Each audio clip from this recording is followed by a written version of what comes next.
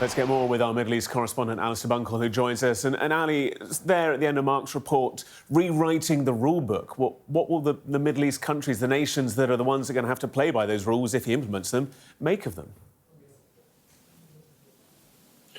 Oh, there's going to be a lot of pushback around the Middle East. We already saw that when Trump first kind of suggested this idea of all Gazans having to leave Gaza and going to Egypt and Jordan. We saw pretty swift pushback from countries in the region. The Saudis as well have already given a statement to that effect. But you know, this has left everybody sort of with their jaws on the floor, both here and I think in the room as well. I mean, you need to look at Benjamin Netanyahu and the look on his face.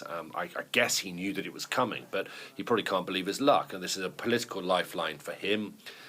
It will appease the far right in his coalition, who had been suggesting they could collapse the government if the ceasefire continues and the war doesn't resume in Gaza.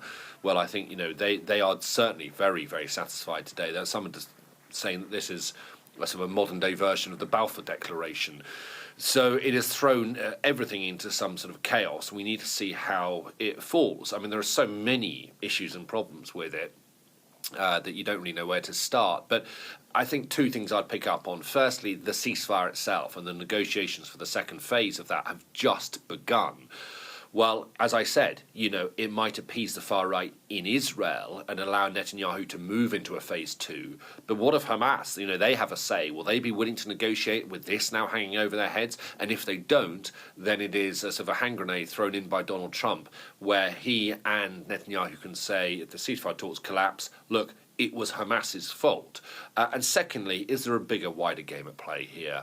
That of Saudi Arabia and normalization with Israel. We're told that it was getting close. We know that Israel and Trump both want that to happen. Is this, in the way that he did with the tariffs against Canada and Mexico, is Trump massively raising the stakes in order to try and get a deal over the line?